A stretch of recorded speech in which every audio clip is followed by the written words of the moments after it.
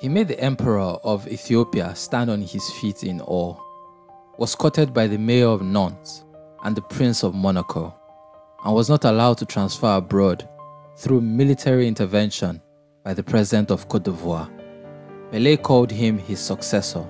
The people called him the Duke of Brittany and Bill Pokou. The media called him the man from Asmara and the Baoule Emperor. This is the story of Afcon's most extraordinary striker, the only man to score 5 goals in a game at the tournament, and the competition's second all-time top scorer. This is the story of the legendary Laurent Pokou. Laurent Ndri Pokou was born in Treichville, Abidjan in 1947. His Baoule origins, one he shared with the legendary Queen Baoule Pokou, led to talk of possible links in their ancestry. He was fascinated with football from a very young age and stumbled on his immense talent, to his father's dismay. He saw it as a distraction from education that would not yield much and kicked against it. But young Laurent could not be deterred. Every chance he got, he would kick a ball in whatever form it came, developing his talent in secret. Edouard Pokou was right. School was a bore for the younger Pokou, and his football obsession took up all of his time, causing him to struggle academically. But he was wrong about it not yielding much. The boy was too gifted, so much so that he had already caught the eye of the manager of Ivorian giants ASEC at 10 years old. It took years for him to finally be on the books of the club, however, because his family moved away from Abidjan. Moving away from Abidjan should have ended Laurent's football dream, because he was set up to work and earn a living, but he was like a chandelier that could not be hidden anywhere. In Bouaké, he sought out every opportunity to express his talent, eventually attracting a lot of interest and attention. While playing for Youssoufane Bouaké, he caught the eye of ASEC once again, eventually signing for them with his father's permission. The man could finally see that there was no stopping Laurent and that the boy's talent was overwhelming. He went on to score a hat-trick on his debut for ASEC in 1966, aged just 19, and a star was truly born. 13 goals in his first 7 ASEC senior matches made him a national phenomenon. 3 months later, he was making his debut for Côte d'Ivoire, creating the equalizer and then scoring in his next game a month later. It was clear to everyone that Laurent was peerless and fearless, a player who relished duels against opponents and a battle for places with teammates. Standing at 1.78 meters tall, he was a technically gifted and aggressive forward who was lightning fast, with a fascination for wonder goals. He was a delight to watch, drifting from flank to flank before attacking the box with speed. Many considered him a player ahead of his time, much like Pele, who he was often compared to. In fact, Pele himself was so impressed with Pokou that he considered him his successor, wishing he was Brazilian. He even went on to write Pokou a letter, urging him to take his talents to a place where he could be seen by a more global audience. Laurent could have done that at 21, as he was already attracting interest from top teams like Olympique Marseille and Saint-Etienne, but he was a national treasure. It was impossible. When the 21-year-old turned up at the African Cup of Nations in 1968, he was competing for places with the established Maurice Dehi and Eustache Manglé, who had scored a hat-trick at the previous Afcon tournament and remains the only other Ivorian, apart from Pokou, to achieve that feat. He was also joint top scorer at the previous tournament. This was the kind of challenge that Pokou loved, and he delivered a legendary tournament. Côte d'Ivoire were in a group with hosts Ethiopia, Algeria, and Uganda. Their first game was against Algeria, and it was witnessed by Ethiopia's Emperor, Haile Selassie I. While the Emperor watched, the would-be Emperor of Ivorian football destroyed Algeria, scoring 2 goals as they won 3-0.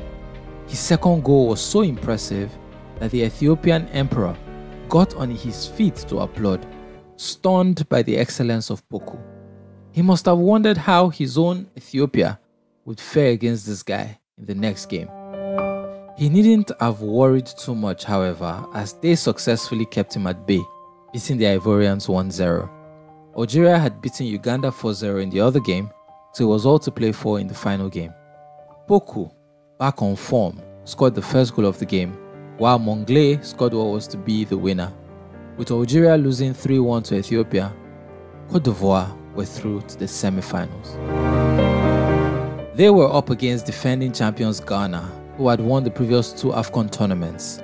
Ghana were overwhelming favourites to win, but the presence of Pokou gave Côte d'Ivoire hopes of an upset and a first Afcon final. As expected, Ghana took the lead within 10 minutes through Wilberforce Mfum, but Henri Konan equalized from the spot soon after. 10 minutes later, Ghana were in front again, Ibrahim Sunday delivering the goal. But Pokou was not having it. Within 5 minutes, he had hit them back. And Ghana went ahead again just before halftime. And just after the restart, it was a 2-goal cushion. That man Mfum had scored again. Côte d'Ivoire looked down and out, but not Pokou. He refused to let go, pushing hard for the dream. It eventually paid off when he reduced the deficit 4-3 with 30 minutes to go. It looked possible. But ultimately, it wasn't to be, as Ghana held on to reach their third consecutive final. Côte d'Ivoire may have lost, but this was the game that brought Pokou to prominence on the international stage. Everyone was raving about him. He finished the tournament as top scorer with 6 goals after scoring the winner in the third place game against Ethiopia, beating Mfum, who had 5 goals. As with many talented players, Pokou had a weakness. He was a fiery character, something which actually drove him to do great things. But it was a double-edged sword. He had a short fuse and a tendency to blow up when he felt a sense of injustice or frustration. This was a problem that would plague him for most of his career, and which became one of the things to ultimately hold him back from being as great as his talent deserved. The other thing was injuries. It was a short fuse mixed with a type of arrogance and ego, which all the greats have. His ire was often directed at referees as he protested for more protection. He was the best striker in the country, the envy of many, but also a marked man. Like Pele, the only way to stop him was to hack him down. He could not understand why the referees weren't protecting him enough. One time, with President Félix Houphouët-Boigny present, he had a go at a referee. It was so bad that he got suspended for 4 matches. And he came under heavy criticism for his antics, and public opinion started to turn against him, to the point that his individualism also became a bone of contention. Many considered him selfish, always looking to do everything on his own, rather than involving his teammates. Pokou was bemused by this, considering himself a team player. For him, he just happened to be gifted enough to take risks, carrying the ball through a crowd of players with his dribbling and speed, ultimately opening up the game for his teammates. His on-pitch antics sometimes reflected his personality, from baiting a goalkeeper by telling him where he was going to take a penalty, to dribbling a goalkeeper then waiting on the line and teasing the opponent before backheiling it into the net. After great domestic success in the seasons that followed the 1968 Afcon, he was selected again for the next edition in 1970. He was now an established star, expected to lead his country forward. It was his hat-trick that took them there anyway. Things did not start well though. Despite Pokou's brace giving them a 2-0 lead against Cameroon in their first game, Côte d'Ivoire lost 3-2 after a shocking second half collapse. In the must-win game against host Sudan, they struggled to find the net all game and were on the verge of elimination before Francois Tahi scored an 89th minute winner. Then they faced Ethiopia in the final game, with some of the initial pressure lifted. This was to be a historic day. On the 10th of February 1970, Laurent Pokou did something no other African has ever done. He scored 5 goals in an Afcon match. 54 years later, no one has been able to repeat this great feat.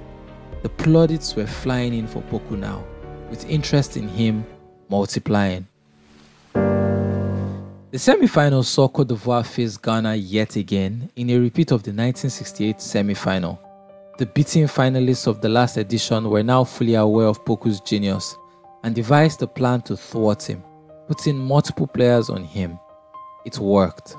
With Pokou shackled, Côte d'Ivoire relied on solidity in defense to get them through, but ultimately fell to an extra time goal by Malik Jaber. For the 3rd consecutive tournament, Côte d'Ivoire lost an Afcon semi-final and had to play in the 3rd place match. They lost 3-1 to Egypt, who were then known as the United Arab Republic, after a hat-trick by Hassan El Shazli. Pokou scored his 8th goal of the tournament in that game and ended up as the top scorer for the 2nd consecutive tournament. He was also named player of the tournament. His 14 goals in 2 tournaments remained the record for Afcon goals until Samuel Eto'o surpassed it in 2008. It took 5 tournaments for Eto'o to achieve this. No player has won more Afcon golden boots till date. Only Ndaye Mulamba has scored more in a single tournament. Just when Pokou's stock was skyrocketing, as he started to enter his prime, he suffered an injury that kept him out for months in 1971. But true to his spirit and resilience, he worked hard to return ahead of schedule and regain his best level. He succeeded, going on to score 21 goals in 12 games for ASEC and finishing as the league top scorer. Pokou would go on to play at 2 more Afcon tournaments in 1974 and 1980, both ending in group stage elimination. By the 1980 tournament, injuries had robbed him of his usual level and he struggled to deliver. His Afcon record stands at 14 goals in 12 games, only bettered by Eto'o, who scored 18 goals in 29 matches. His scoring rate of 1.17 per match is only bettered by Hassan El Shazli's tally of 1.50 per match, 12 goals in 8 games, amongst players with a minimum of 6 tournament goals. Pokou had rejected advances from European teams for years because of what he had seen happen to other African stars like him. His friend Salif Keita had been smuggled out of Mali to Monrovia so that he could honor a trial at Saint-Étienne, knowing that the Malian government regarded him as a national treasure and would never have allowed him to leave the country. On that trip, he was attacked and robbed of all his possessions. And when he finally reached the Paris-Orly airport, no one from Saint-Étienne was there to receive him, leaving him stranded, as he had no money in a country he knew nothing about. Keita went on to become Saint-Étienne's greatest ever player, but left on a bitter note after being betrayed by the club president following years of ill treatment. He would get a lengthy suspension for his troubles on top of that. Cameroonian Jean-Pierre Tokoto was also smuggled out of his country to sign in Marseille, only to be given a trainee contract. Pokou was wary of these things happening to him, so he stayed put. He was also aware of President Houphouët-Boigny's hard stance and refusal to even entertain the idea of him leaving Côte d'Ivoire to play abroad. He was regarded as a national treasure too, an important political piece. There had been proposals by André Maurice, the Mayor of Nantes, and Prince Rainier III of Monaco before. Both were rejected. Laurent eventually made the decision to leave in 1973 after taking Pele's advice that his talent deserved to be seen by a more global audience. Nantes returned and everything seemed in place for him to leave. On December 5, 1973, Pokou was ready to board the plane when soldiers showed up to intervene on the orders of the president. The order was clear. He was staying put, not allowed to leave Côte d'Ivoire. That same month, François Pinault, a board member of RAN, who had a strong relationship with President Boigny, convinced him to let Pokou go. And when the president finally agreed, Pokou was allowed to leave, joining Rennes rather than Nantes. Laurent Pokou would go on to be widely regarded as the best player in RAN history, becoming a darling of the fans and a feared striker. He joined mid-season while they were close to the bottom of the table and saved them from relegation. On his debut, he scored and delivered a sublime assist for the game's winning goal away at Troyes. On his home debut in the next game, they faced Lyon, who had been unbeaten for 3 months, and it was Pokou who scored the only goal of the game. Injuries hampered him in his second season, ultimately costing the club as they finally went down, despite his 14 goals. He refused to leave the club, however, despite heavy political pressure from cotedivoire, where they couldn't fathom him playing at a level well below his talents. In the second division, he quickly racked up 17 goals in 11 games before more injuries got in the way. He later left Rennes to play for Nantes with a young Michel Platini. He didn't stay there for long though, before returning to Rennes. The fans had crowdfunded his transfer fee, eager to see their hero return. His second stint ended abruptly, however, after 6 goals in 12 games. His short fuse caused him to hit a new low that ended his career in France. Annoyed at the decision, he physically attacked the referee and received a lengthy ban for his actions. He returned to ASEC not long after. During his time at Rennes, he scored a goal so sublime and delivered a performance so good that he drew praise from the match referee years later. Referee Michel Vautreau said, "The players who have impressed me the most, I'm not going to mention the obvious players like Beckenbauer and Pele and SCARIEST, but I've never seen anything like Laurent Pokou in the 1974 Rennes vs Saint-Etienne game. Laurent Pokou could have been so much more, but what he was is without question one of Africa's greatest ever players and one of the best players the world has ever seen. Too little is spoken of his excellence, and too often is he ignored in conversations about all-timers. Those who saw him play can attest. He was a phenomenon. Most importantly, Afcon has never seen a striker quite like him."